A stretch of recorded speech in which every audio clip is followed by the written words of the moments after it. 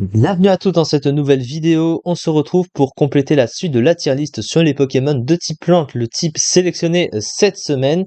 Et nous avons bientôt fini. Nous avons une petite partie à faire aujourd'hui. D'ailleurs, j'ai préclassé voilà, les Pokémon parce que à chaque fois, c'est le bordel. Donc, on a les deux lignes à faire là, ici, pour aujourd'hui.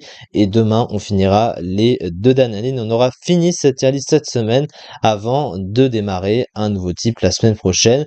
On les a presque tous faits, mais il en reste encore, il reste encore un petit peu. Il reste, je crois, 9 types, 8-9 types à peu près à faire. Donc ouais, on a encore du taf à ce niveau-là. On part tout de suite. On en est resté à la famille de Manternel. Alors Manternel, c'est un beau Pokémon quand même, hein. C'est voilà, c'est l'évolution de Couverdure et Larveuillette. Alors en termes de design, la famille a une cohérence. Donc ça, il faut le dire. Et Manternel est beau. Voilà.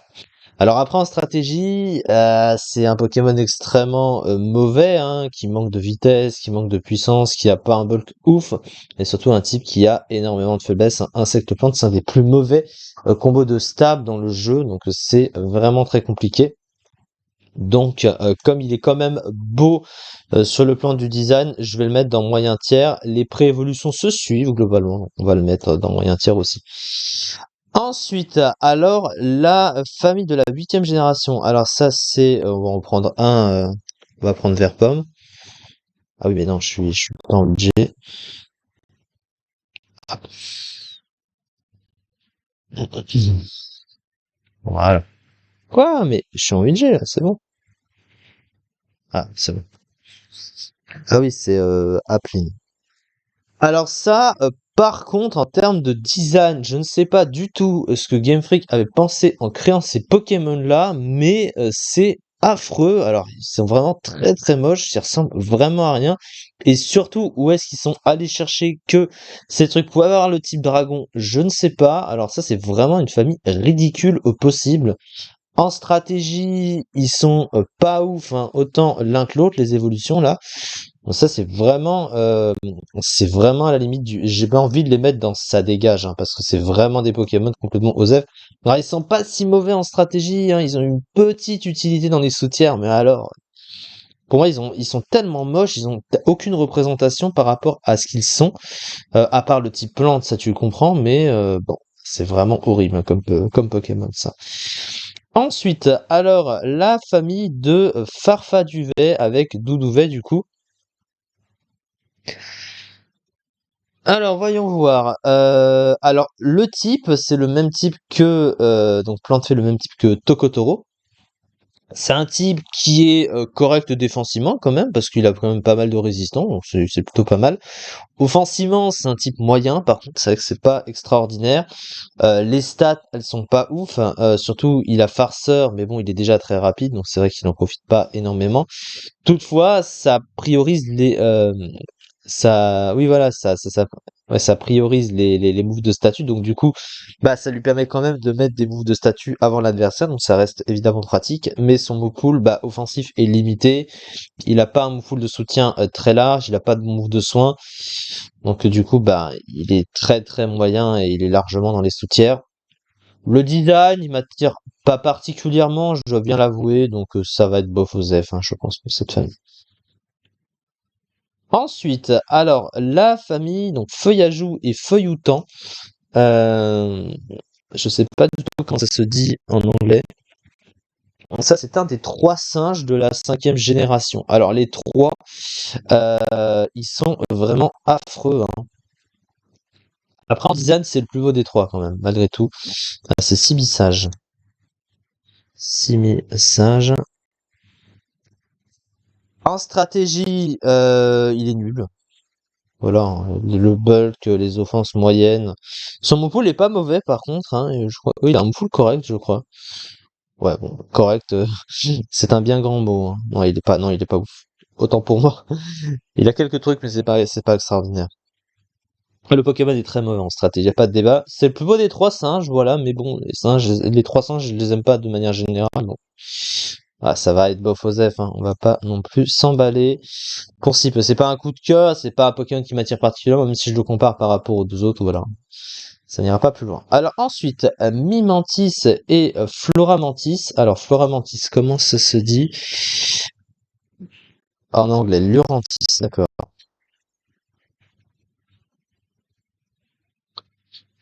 Alors, au niveau du design, ça va. C'est pas très très moche, c'est un Pokémon correct en design, oui, il n'y a pas vraiment à se plaindre. Qui rejoint un peu bah, l'esprit, oui, Mimantis et Floramantis. La tête, on la revoit, la tête ressemble un peu, donc il y a une cohérence.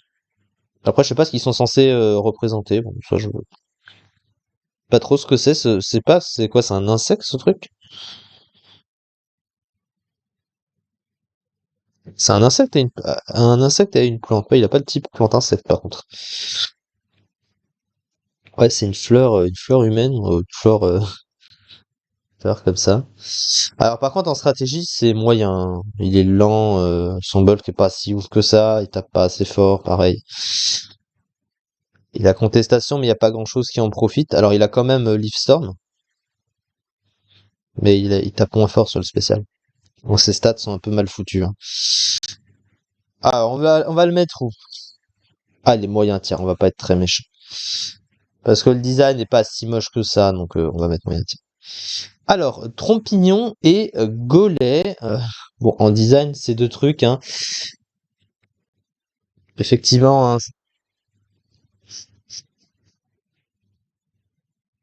au niveau du design, oui, ils sont moches tous les deux. Alors, ils sont cohérents, mais ils sont moches, donc ils m'attirent pas en design. En stratégie, ils sont très cancer, ils sont infernaux à affronter. Mais pourtant, Golay, il a pas des stats exceptionnelles non plus.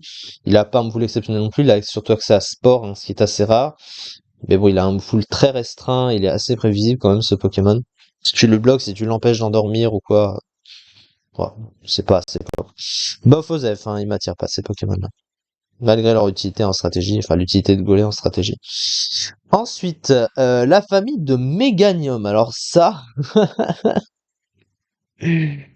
au secours, ça c'est la pire famille de starters, toutes catégories confondues. Alors, il y a Dracofeu hein, qui sera au niveau de l'utilité. Non, je peux pas comparer Meganum à Dracofeu. C'est quand même, il y a quand même des limites. Mais voilà, c'est mon idée personnelle. Comment on peut faire un dragon plante avec une fleur? C'est tellement laid. Et puis alors, c'est le pire starter du jeu en stratégie et de loin. Il est vraiment nul.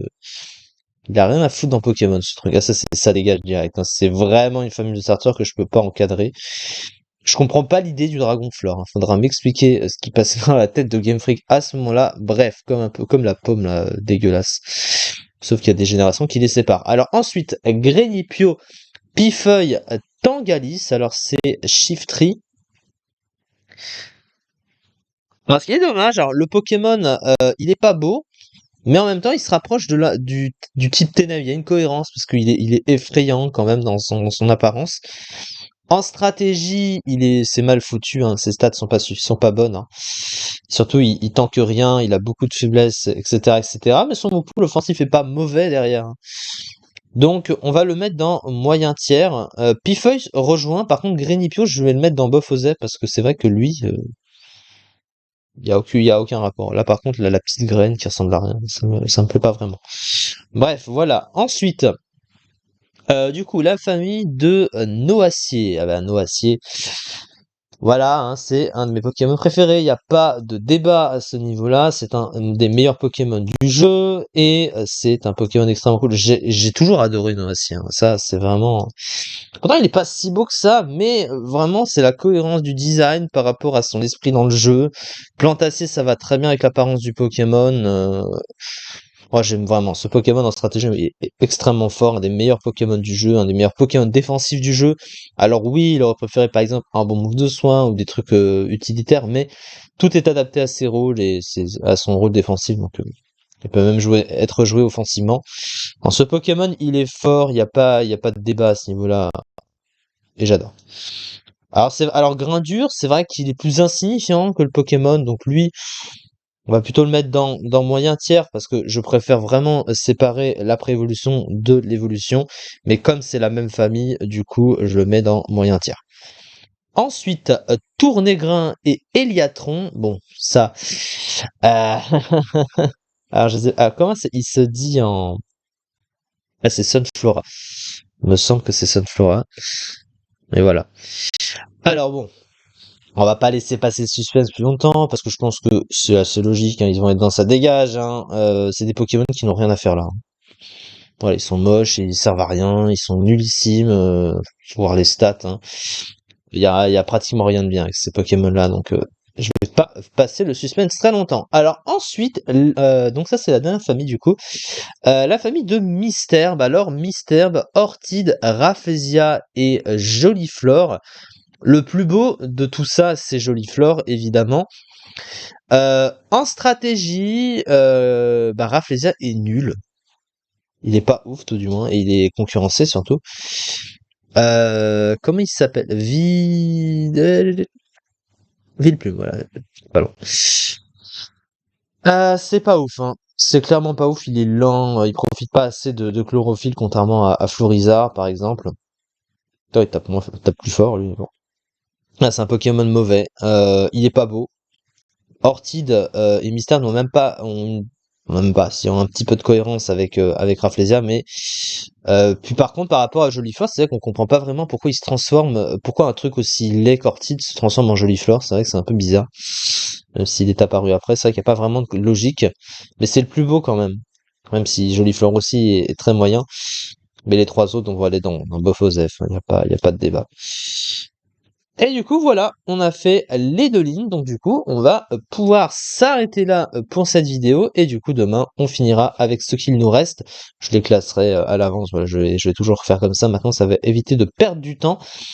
Voilà du coup pour cette vidéo. Merci beaucoup de m'avoir suivi pour cette partie de tier list et on se dit très vite demain pour la finir et du coup lundi on entamera un nouveau type et comme d'habitude hein, les vidéos d'analyse, la tier list, etc. Ce sera comme ça pour les types qui nous restent comme à chaque fois.